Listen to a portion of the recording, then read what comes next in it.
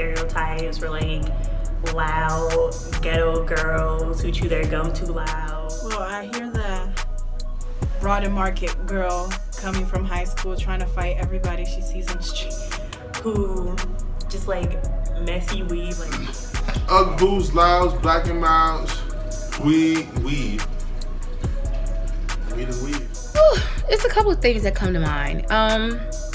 Girls from the hood, when you first hear it from me, is black girls that live in the ghetto. Like how people just want to assume that I'm loud and ratchet when I'm the one that complains about the loud and ratchet people in my dorm. And then when I hear girls from the hood, it could be black girls that live in an urban area that's, doing their thing. The urban area doesn't always necessarily. Like girls from the hood, like strong girls too, because they go through it, man. You know what I'm saying? Like the hood ain't easy.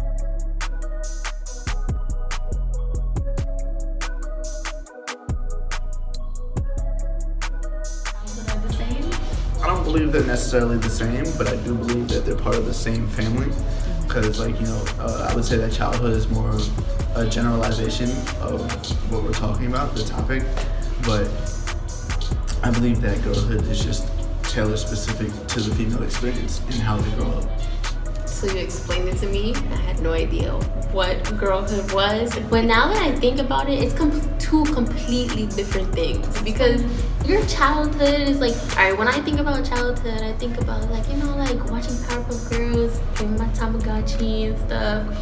But then like when I think about girlhood, it's like stuff I actually went through, like physically wise and like socially, that of course boys wouldn't go through, like your menstrual cycle, growing breasts, stuff like that, and experiences. Yeah, because everybody goes through childhood, typical wanting to go out and hang out with your friends and all that. But I feel like for girls, it's like, well, at least in my personal experience, it's different because my older brother, he got to go out and do a lot more things than my mom will let me go out and do. Like, if he wanted to go out and play with his friends or whatever, she'd be like, oh, okay, that's fine. But if it was me, she's like, you can't go too far from the house. You have to stay on the back porch or the front porch. If I look out and I can't see you, you're gonna get in trouble. But my brother's running around the whole neighborhood. So I think it's I do think it's different.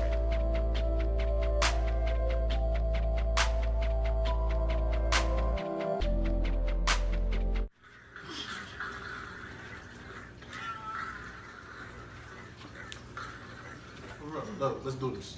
I considered y'all because I thought you guys were to be Alright, very mature we men. got it. I don't think we should say our names. I think you should say our names.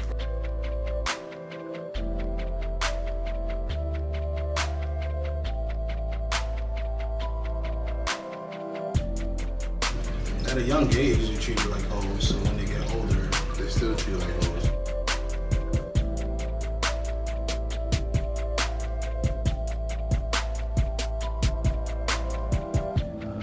I think every girl hates a situation like this when they see a whole bunch of guys, maybe down a hallway or a stairwell, and they have no choice but to walk through that.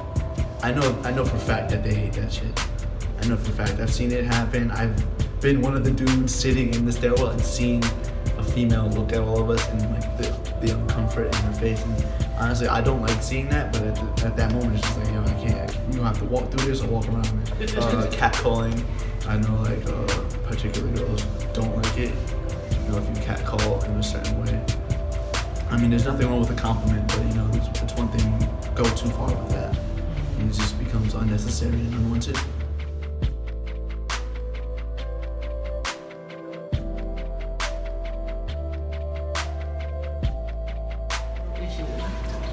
No.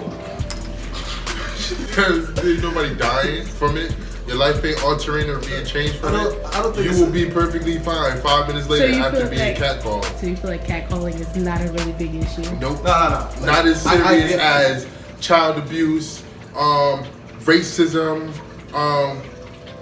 war, rape, Hold on. Because I get the female perspective of catcalling. Like, if you walking by yourself and it's a group of like 10 dudes sitting on the porch. Of course, we like understand. in your mind, you're like, like I heard females talking about, oh boy, here we go. Like one of them gonna try to holler at me, and then they all gonna try to like play me or something. And like there's like a fear of like, yo, some people don't like being put on the spot in public like that. So I get that.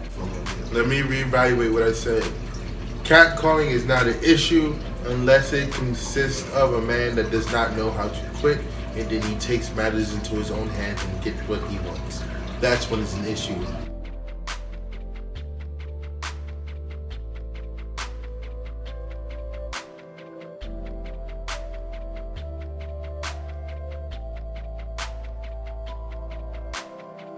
That's why Would you say catcalling happens a lot in Newark? it does, and that's one. Like, let's talk about that. Yes.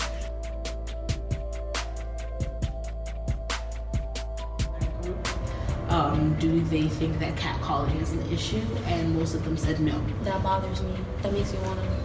How come? Explain it. Because what? This is what you should have said to them. If you had a daughter and a man came up to her and said, "Hey yo, let me get your number," and grabbed her, you would have an attitude, right? So why do you just think you're justified to say that to another female now?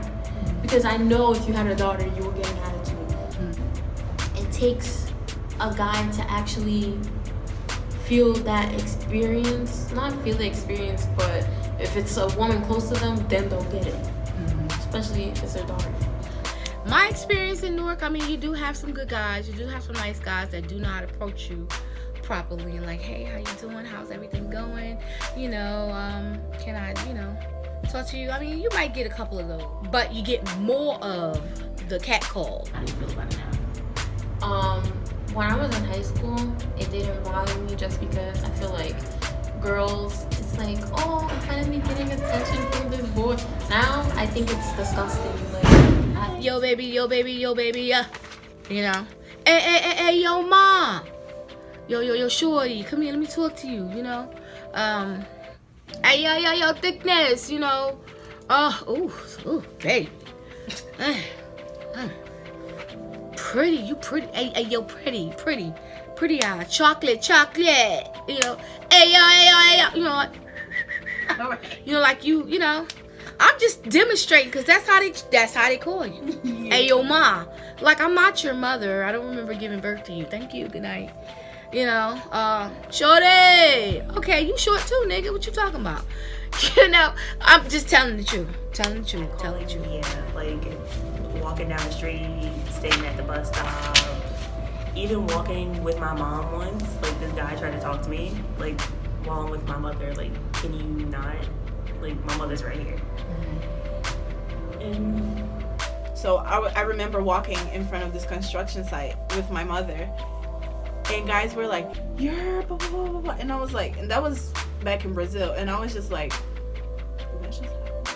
You know what I'm saying? Like, a whole movie passes by your head, and now, like, you know, guys can't help themselves, but you know, I was 7 years old, and in my head I was like, it's not safe to walk anymore because, you know what I'm saying? And that happens. Yeah, I've been catcalled, and I actually had somebody stalk me. Yeah, yeah. In Newark? In Newark. Not only in Newark, in Inglewood too. Even when I went to Job Corps, I was in Job Corps. I had a teacher stalk me. Yeah, he was not even a teacher. He was like a resident advisor, and that was when I was in my heyday, honey. That body was everything. But yeah, he couldn't resist. You know, I mean, what can I say? But at the end of the day, it was unwanted. You know. I have too much respect for myself as a young. I think I have more of a mature attitude than most girls my age, because I feel like if somebody else was to be like, "Hey, yo, let me talk," they feed into it. I'm just like, what are you talking? What are you talking about? Like on how Spike Lee did the remake of She's Gotta Have It. My name's not Ayo Mom. My name's not this. I have a name. Call me by it. If you would like to approach me, if you would like my phone number, you can calmly come ask me for it. You know what I'm saying? It also, I was actually sexually assaulted in the street don't know if that's sexual. But yeah, I remember I got off the bus at night and I saw this guy following me, and I was just like, what the hell? And then I started, long story short, I started walking slower so he could go ahead of me. And then he crossed the street, and he showed, like, while he was walking towards me, back towards me, he put his thing out of his pants, and I was just like I just started yelling, you know what I'm saying? Because it was like 10 at night, and that was in Ironbound. That was, I was walking home, and that happened, and I was just very scared because I still had to walk home after he, you know, disappeared, after I yelled my ass off. This close to getting pants, like, I see you looking at my ass, like, once I pass by and they see, you know what I'm saying? Because they, it's not one day that somebody doesn't look at my ass, and it's sad that I know that, you know. It's sad.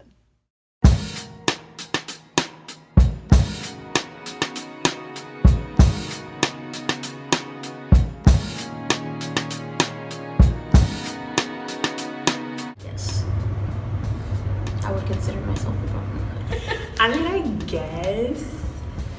I mean, that's like kind of hard to like answer, because I mean, I technically am, but people say that I don't act like I am, but that doesn't like necessarily mean anything. Like, the way I act has nothing to do with where I'm from. Right. It's like the way I've been raised, the way I like view myself.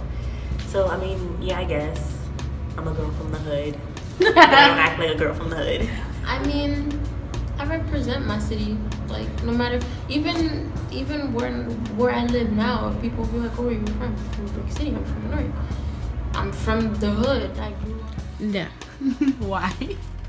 Because of the stereotype. I could get hood, but when you see me walk down the street, I don't want you to look at me as a girl from the hood. If you sit down and you get to know me, I would want you to look at me as an intelligent black woman that was born and raised in the hood, that know a lot about the hood, but I could not put her in the category as a girl from the hood.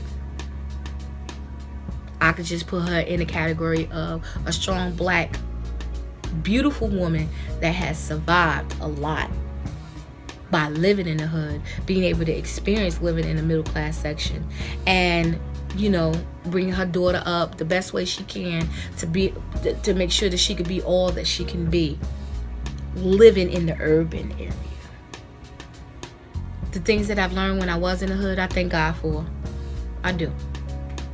Knowing what it is to scrape and survive, knowing what it feels like to be hungry, knowing what it feels like to be less privileged. I thank God for it because it humbles you. So that's the blessing. Living in the hood, because you know how to get by. That's a wrap, baby.